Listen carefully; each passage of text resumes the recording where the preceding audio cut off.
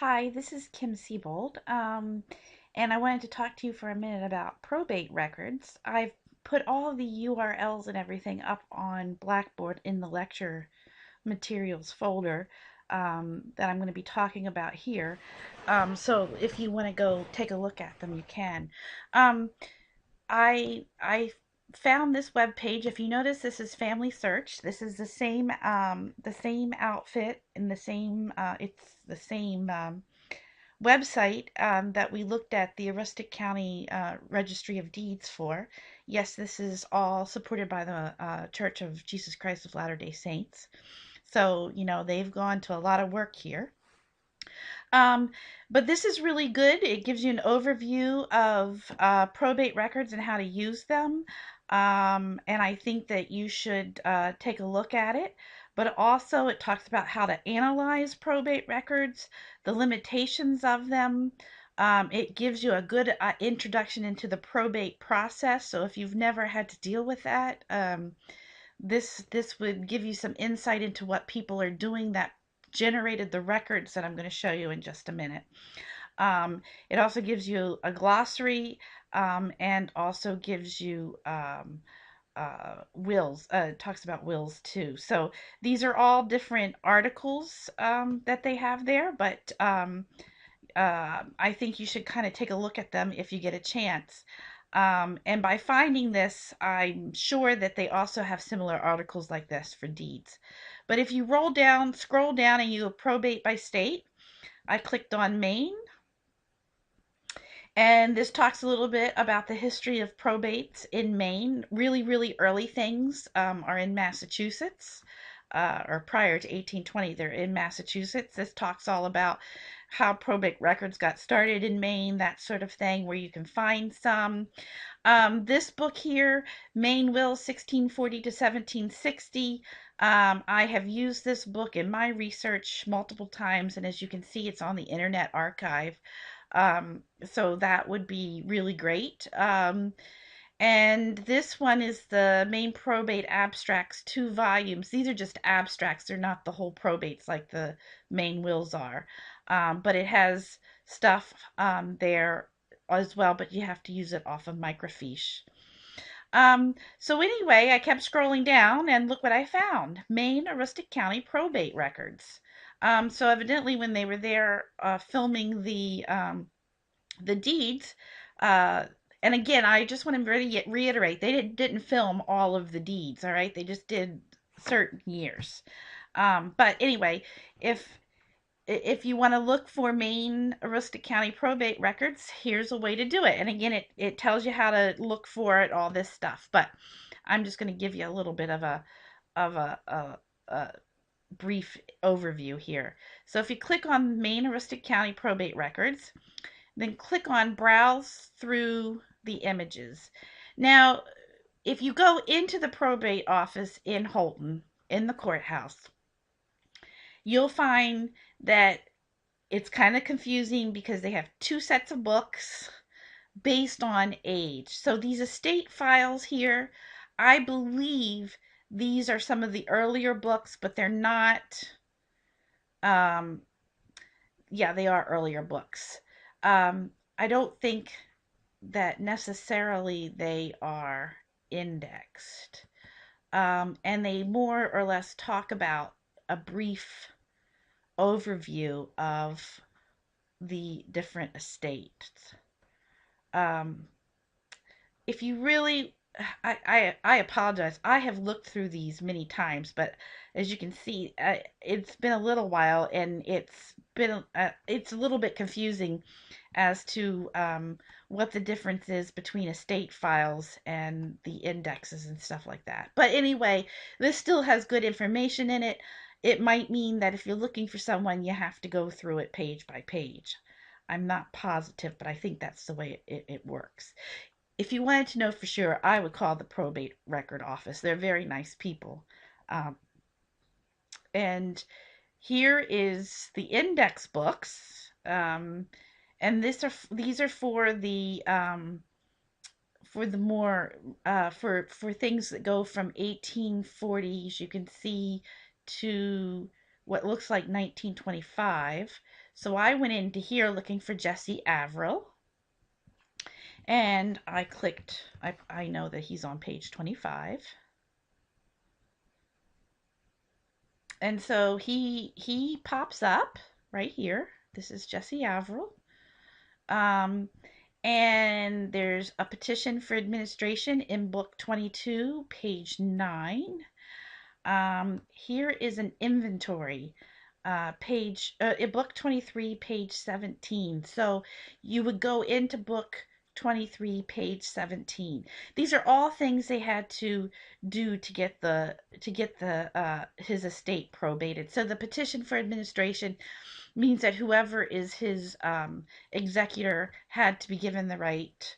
A bond means that they just bonded that person so they know that that person isn't going to run off with everything.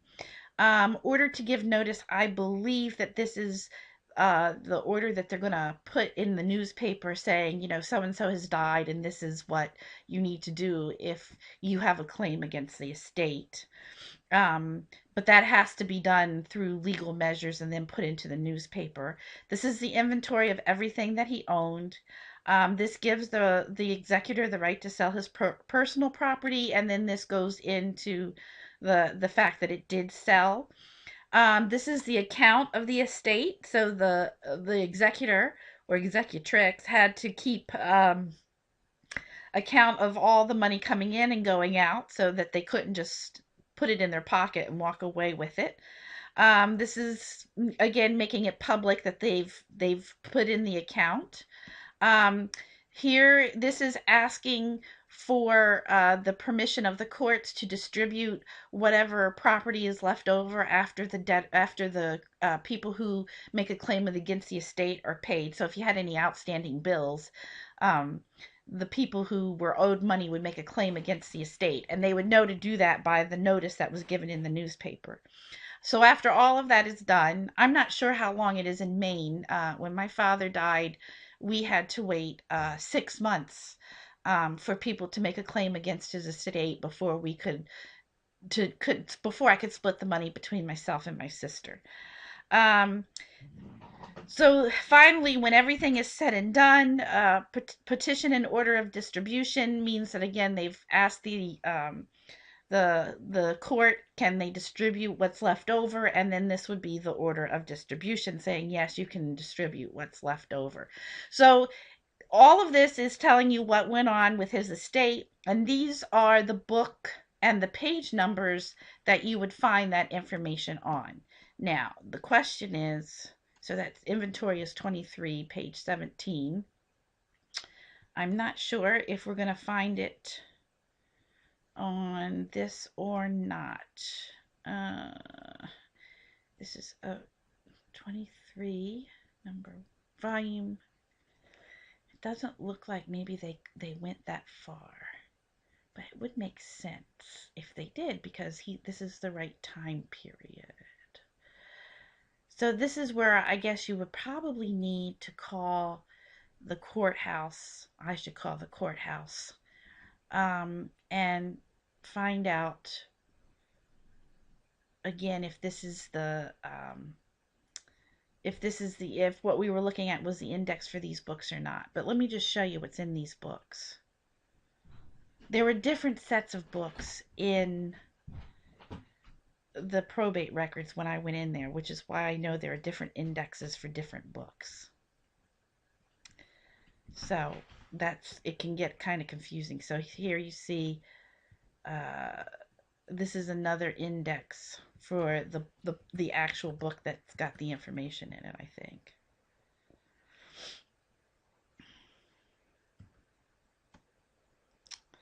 So let me just go in here and see what's on page 100.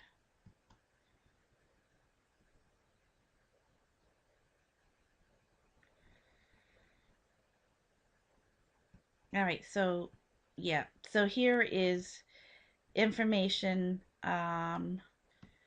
This just tells you what this book is doing is telling you when certain things were done. The petition for administration was filed, the decree was filed. So in some ways, this is the handwritten copy of what we just looked at, and here's the book That's the book number or the volume number and the page. So evidently they didn't.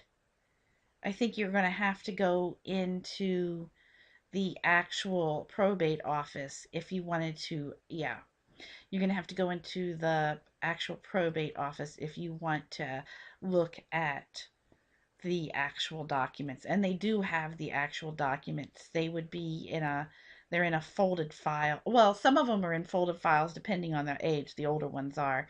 The other ones are in those books like I was telling you about. So anyway, but again, if you're looking at probate records, a lot of things that they can tell you. Oh yeah, see, this is another index for another set of books. And they don't have the books in here. But if we go back, I want to just go back to that Jesse Averill thing for a minute. Sorry about all of this. Sorry.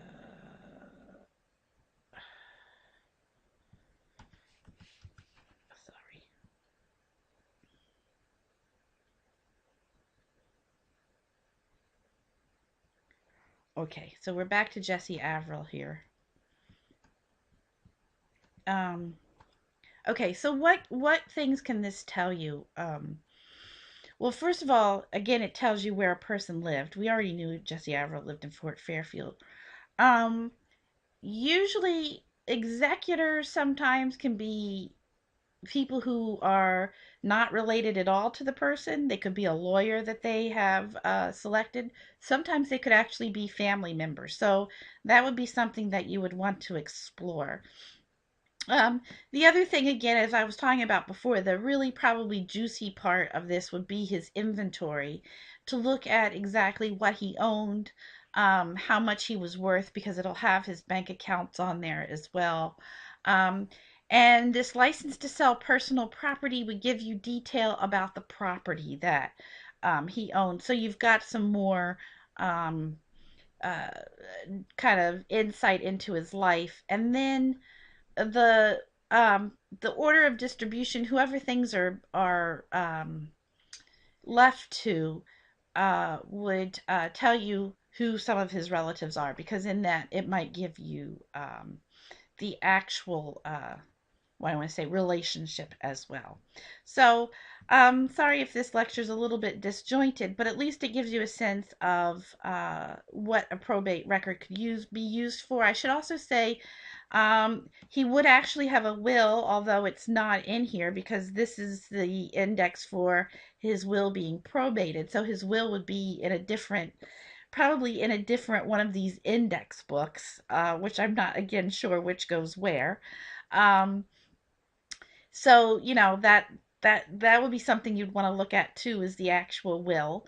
Um, and Oh, the other thing I should say is if this probate records give you insight into people who are left orphaned, what happens to the stuff that they're usually appointed guardians. The guardians have to give reports on a regular basis, so you can kind of follow what's happening with the person, the orphan, through those account books. Or through those records. Probate records also give you some insight into adoptions. Although some counties, some states may have separate offices for adoptions, they may have separate offices for divorce and things of that sort as well. Um, well, I hope I haven't confused you, and thanks for listening.